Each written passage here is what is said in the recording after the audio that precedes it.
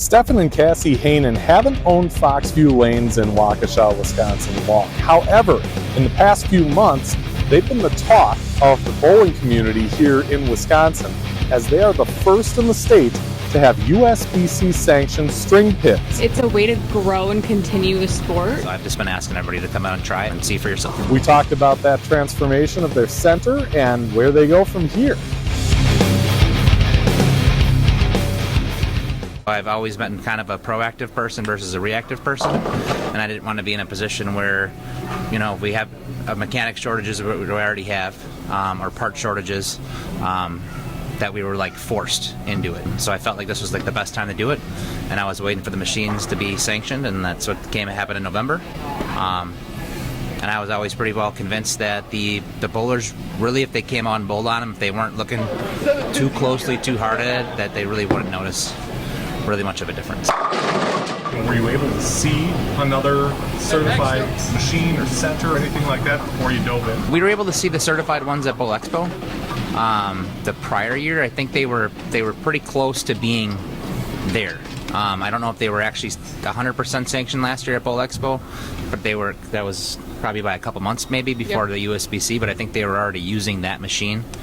And the play on the machines before they went fully sanctioned as they were doing the testing was getting closer and closer every time. Sanctioned string pin machines actually have a longer string on them. So it allows the pin to act more like a free fall would. So the unsanctioned version has a shorter string, so when the pins would fall and they would move, they snapped more, and that would cause the more unregular falls that you would see. So the string would come back and catch the pin or make a pin fall that really shouldn't have fallen. On these newer sanctioned machines, the strings are longer, and so they will fall more and act more like a free fall machine would, and it allows the pins to move more freely, like you would see. You know you're going to have people that are, I'm not even going to look at this. Yes. Yeah, that comes into play a lot. I mean, it's hard to be. We had a decent amount of league bowlers that said they weren't going to come back at all out of the gate, and then after talking to them and then learning a little bit more of the machines, they're a little bit more on board to give it a shot. What have people found so far? I know you've got kind of a small sample size just because of the timing. Right. But the timing has to be now, right? Right. Well, the people that have come out and tried it have been more of the ones that are like, you know what, I was kind of closed-minded at first, and now they're okay with it. Our summer leagues have exploded, which is amazing, and those bowlers are very well adjusted to it already, and adjusted's not even the right word because they haven't really had to adjust at all. They're just showing up and bowling just like they would before, and they don't really notice a difference. Jerry Mars of Illinois traveled the 90 minutes or so to try out the string pins. You bowled on. Yep. How many games? What was it? Total was like 40 minutes of practice, 2 games. Wasn't anything different that I saw from free fall. We had, out of 5 of us, we had 2 hits. Strings took out the 10 pin. Splits were basically the same.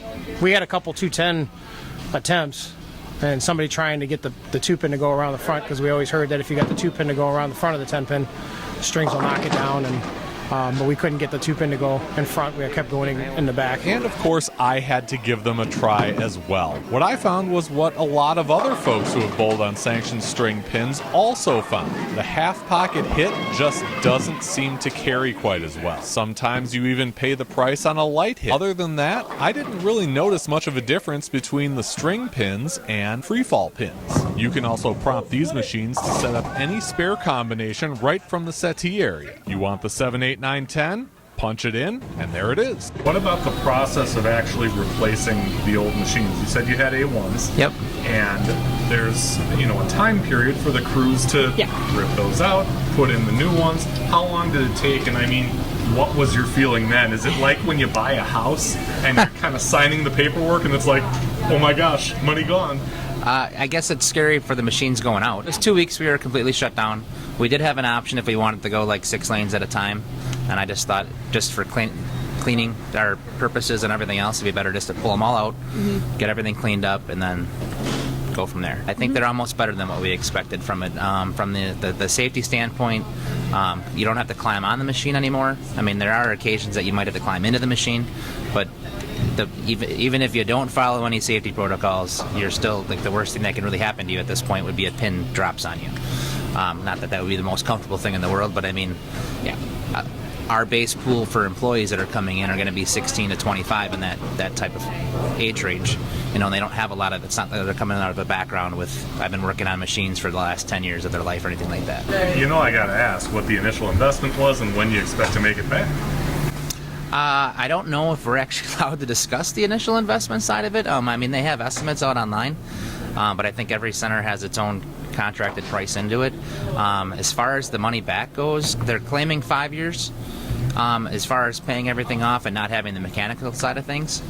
But really, time will tell. I mean, people said put LED light bulbs in, and everybody thought they were going to save a lot on their energy bill, and it never really seemed to show up that way. So, and it really wasn't put in with the aspect of, like, how quickly can we recoup this money. It was more or less of, we have a small center, you lose a lane, 2 lanes for a night or a week, that's detrimental to your business. Is there any way to, to put into words what this means for bowling in general, or in our state, in our region, whatever? You guys from Illinois up here. We do a lot of traveling for the sport. We're all over the place, and this sport and this business is kind of our lives. Like, we grew up in this, right? And so we do a lot of talking and connecting with people in the sport all over the place. And something like this is a way to continue the sport, to keep growing and living and being what it is. And it's an evolution for the sport. It had to happen in order for the sport to stay alive. And we're happy to be one of the centers that's able to start doing that and taking the sport just another step further. There's not too many that are sanctioned. The last time I actually flew to Arizona to get lane parts for our other center in Sussex, they had just put in the non-sanctioned version, but they don't have a lot of sanctioned leagues, so they weren't overly concerned with that piece of it. We reach out when we need to. Not everything's going to run smoothly right away, right? So we've had to reach out. We've talked to them. There's a couple other owners that we know that have put these machines in that we've reached out to and said, like, hey, have you experienced this? Or, how do we troubleshoot that? And so it's a sounding board. It's a small community of us, so we lean on each other. In the meantime, you're one of the few centers that will have a regional on string pins coming up this fall. Mm-hmm. How did that process work for you to get it on the books with the Midwest region? And was that always the goal, or was that just something that was kind of nice to have as you go through the It was, I think, always discussed.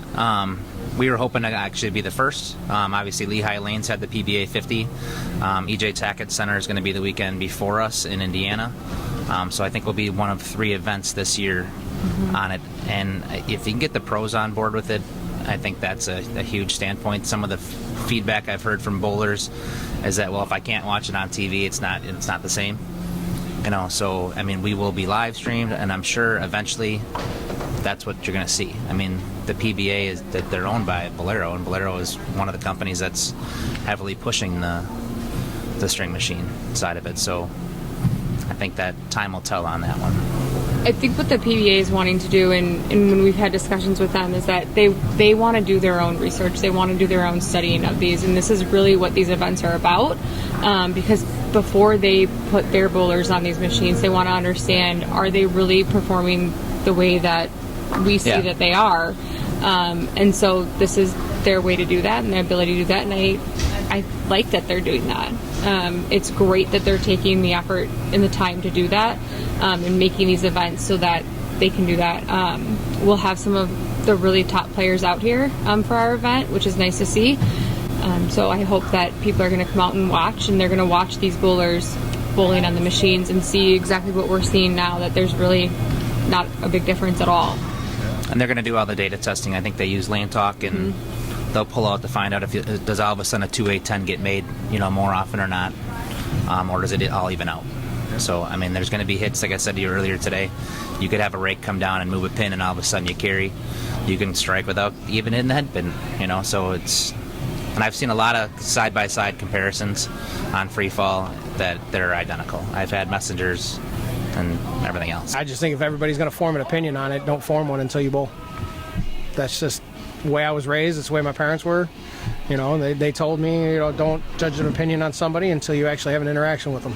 Same thing with bowling. Don't judge an interaction with bowling on strings until you actually do it. So I think it's going to be fine. I look forward to any bowling center that I go to that has them. It's going to be bowling. As long as I can throw a bowling ball down the lane, let's go. So what's the end game? Obviously, you were talking a little bit about the bigger picture, grow the sport, keep it going, not be buried by these high costs and intricate machines and fewer mechanics. But I mean for you guys specifically, is it to keep competitive bowling, in focus within all this? Is it just to have everybody come in? Is there something I'm not thinking? I think you got to hit all aspects of it. I mean, the machines have to function for league play, tournament play, and open play. So, I mean, we have that within the business, so we're not 100% open bowling, we're not 100% league based. So the machines have to function for both sides.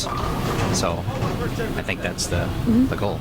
A big thank you to Cassie and Stephen and Foxx View Lanes for letting us record this video and letting us try out the string pins for this video free of charge. Thank you for watching Bowling with the Pfeff. Pound the like button and subscribe button. It's the easiest way to support the channel, and it's free. Bowling with the Pfeff is brought to you by Chip Magnet. Raise your snack standards. Email bowlingwiththepfeff@yahoo.com with questions or to appear on the show. You can also reach out on your favorite social media platform.